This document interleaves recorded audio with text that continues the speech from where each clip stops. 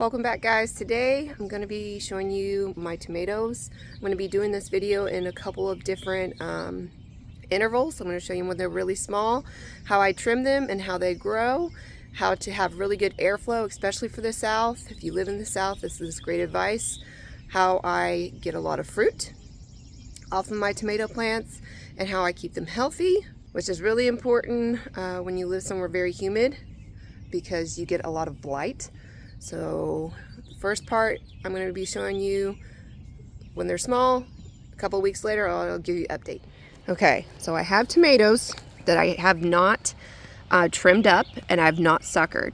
So I can show you guys how I do it and how I keep my plants healthy and strong, and they give me a lot of fruit. Okay, so I have multiple beds of tomatoes. I don't remember which one this is, but I know it's not bush. Okay, if you have bush tomatoes, they're supposed to get bushy. You don't have to really trim them, but these are all pole tomatoes, and they are indeterminate. Determinate ones you don't have to sucker. Indeterminate you do. So these are all indeterminate. These grow really tall, and I don't want a bushy tomato plant. Okay, so you can see right here, you see all these branches on the bottom, even really low right here. I am going to pinch all those off. You can use your fingernail if you have clean hands, or you can use some clippers. Let me get that off. Okay, but I wanted to show you what a sucker is. You see the arm right here? This is your main stem, and here is the leaf. See this right here? That's a sucker. I'm going to end up pinching this off because I want my plant to grow up. I'm going to pinch my leaves and suckers off until about right here. Okay, and it's going to look like there's barely nothing on the top, but trust me, my plants grow big and strong every year. I never have a problem with them when I pinch off all these extras. See all these extras? Pinch them off, okay? You see how it has airflow down here now? Has airflow, it's able to get water. It's not being restricted by anything, because especially in the South, we get really humid weather. And you want airflow, trust me, you want airflow going for your tomatoes. So this is, I'm gonna leave it like this. This is gonna grow like a weed now. It's not supporting these other leaves or the suckers, okay? And it's gonna grow up. Now you can mound dirt, which I probably will, all of them. I will take it and mound it up against the stem, because all these little hairs, I don't know if you can see it, all the little hairs will turn into roots, and it will make this tomato plant strong and do well. You see the sucker right here? I'm going to pinch that out of there. We don't want it in there. So look at the difference between this. See how bushy it is? It's got stuff growing everywhere. It's supporting all these unnecessary leaves. And then this one, I'm going to let it go up. And I never pinch my fruit. People tell you to pinch your fruit. I will never pinch my fruit. You can see it starting to come. Even when they're small, see the fruit right here starting to form? Even when it's small, I never pinch my fruit. I never have a problem. I always get bumper crops of tomatoes. I got to pull weeds out of this bed. But this is what you need to do to your tomatoes, especially if you live in a humid climate. Make them go up. Don't let them bush out unless it is a bush tomato. Then you can leave it, or if it's determinate. But these are not. These are pole indeterminate. They go up. I'm going to do the same thing to all these. I'm going to pinch off all the unnecessary leaves, all the suckers. You don't want any of them on there, okay? Suckers, you can, if you have a really big sucker that's grown on it and you didn't see it to the end, you can still pinch it off. You can put it in water, it will root, and you will get another tomato plant, okay? See how much more airflow, okay? That's all I'm going to pinch off on that. It has three leaves at the top, so there's this one right here. I usually leave about 3, And you can tell the difference between this one I just did and that one. And they're going to be trellising up this. I'm going to put some string down for them to wrap around. You want to give them a chance, okay? See, I suckered this bed the other day, and it's already grown a lot. I know I didn't show a video of it, but literally, these were tiny the other day, and look how big it's gotten. See? Airflow. It's able to dry out, but it's also able to get water.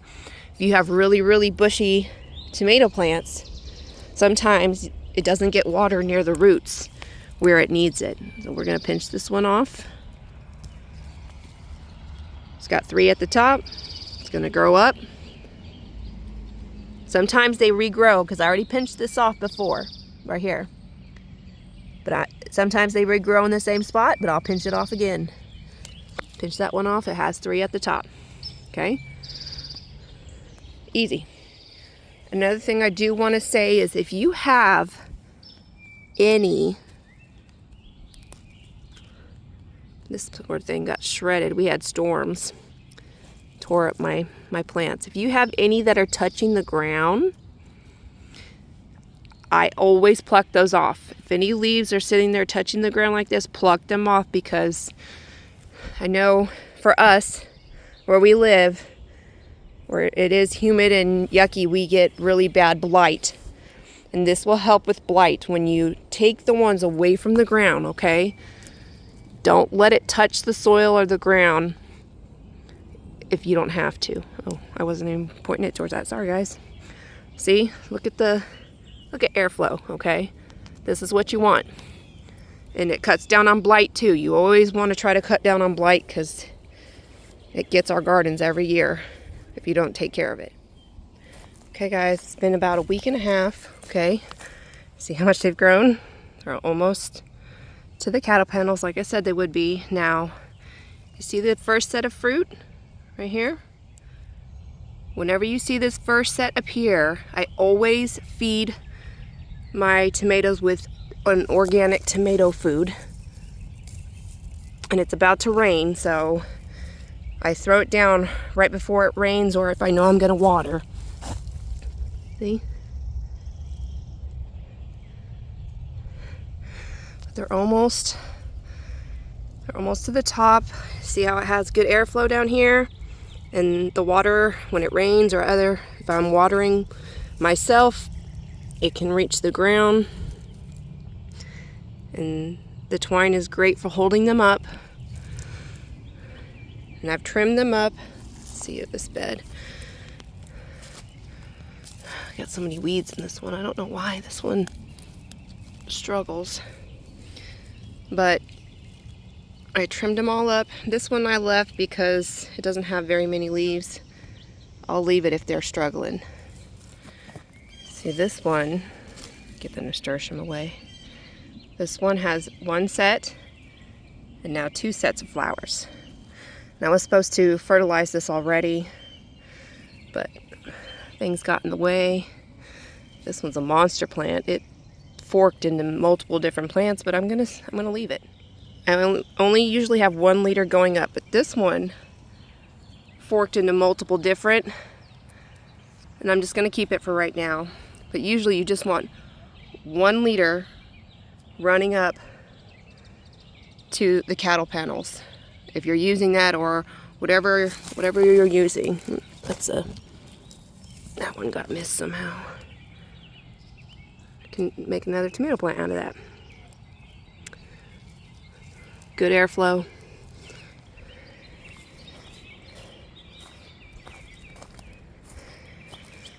And that one is another sucker.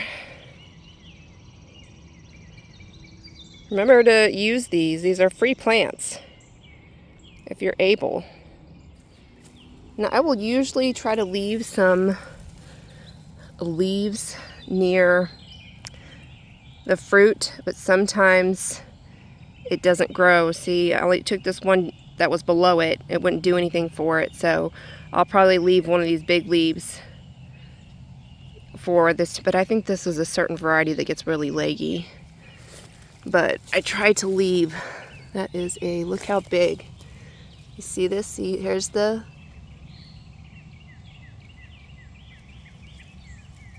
curve. This is the sucker. And I think I have like 150 tomatoes. I think I said 80 to 100. I have more than that. But I do can a lot.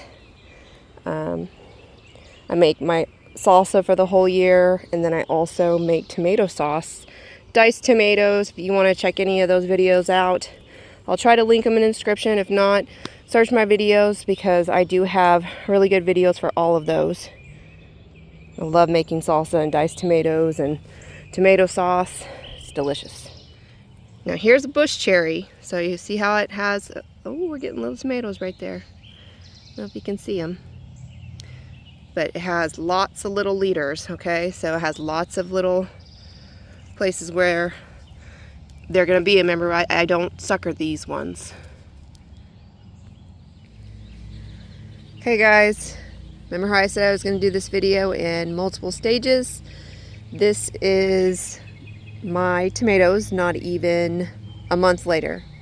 I think it's 3 days, and in 3 days it will be a month. So you can see that I need to trim up again. I trimmed up about a week and a half ago, but I need to do it again. Get all these bottom leaves off, and I need to thin it out in here. Always try to thin it out and let the air breathe. But you can see my tomatoes.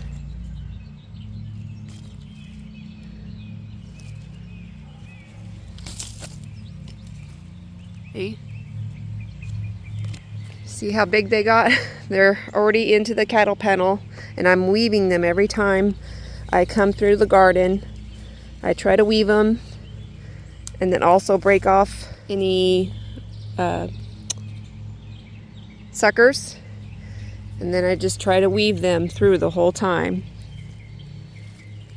Push them through and weave them to the other side, and when they keep getting bigger, I'll just keep weaving them up. See?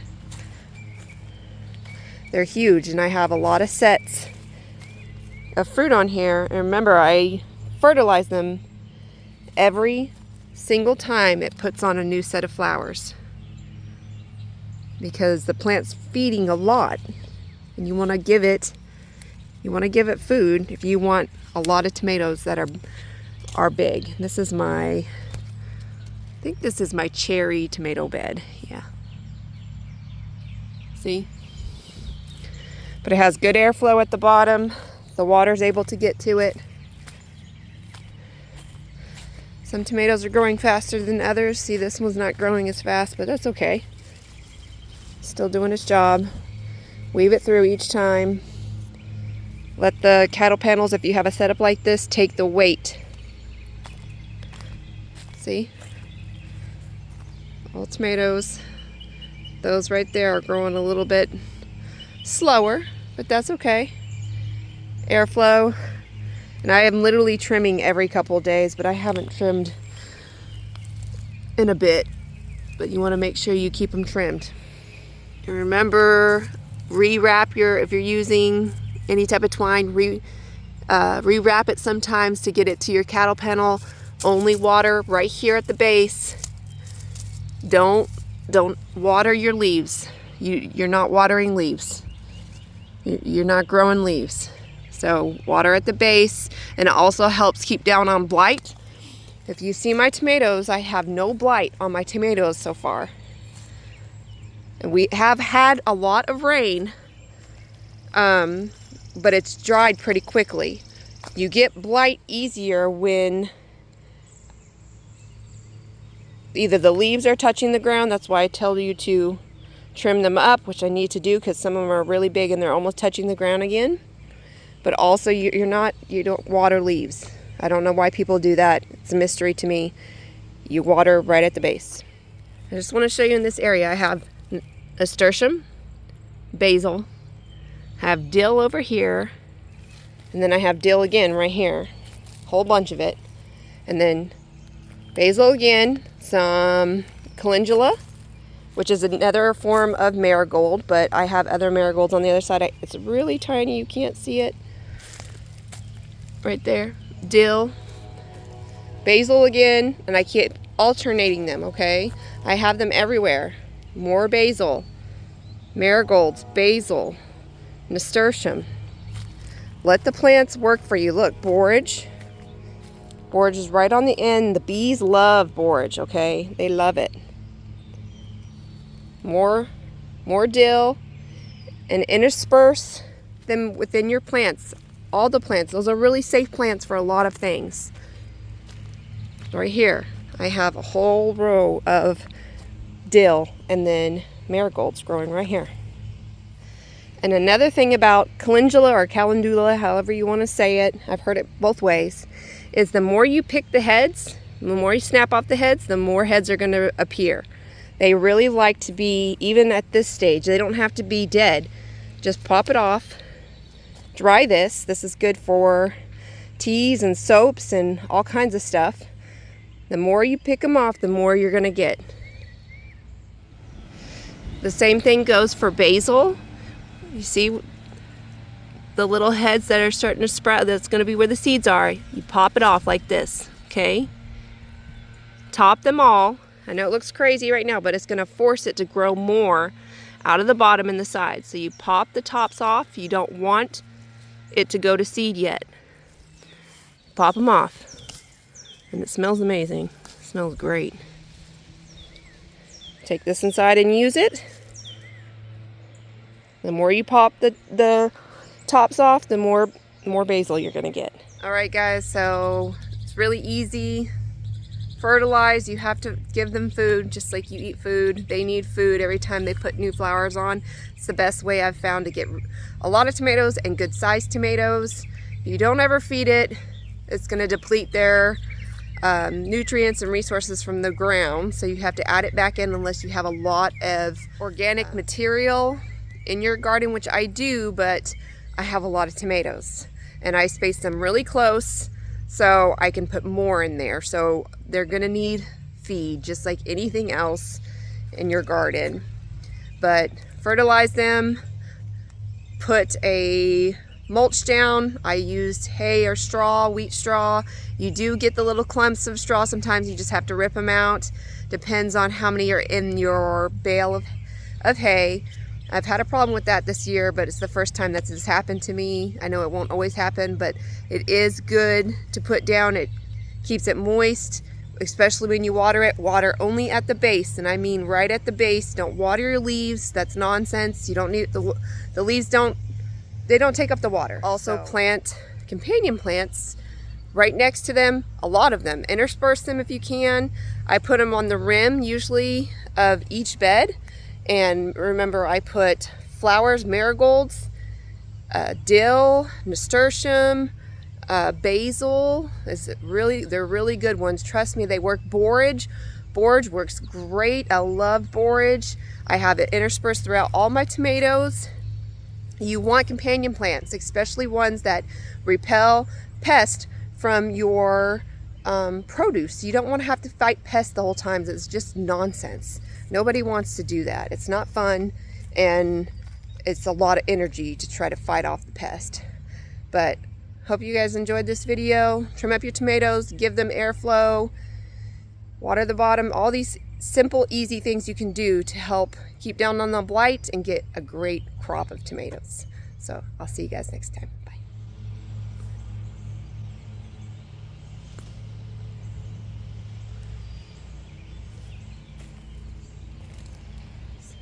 I did not plant these, but they're pretty.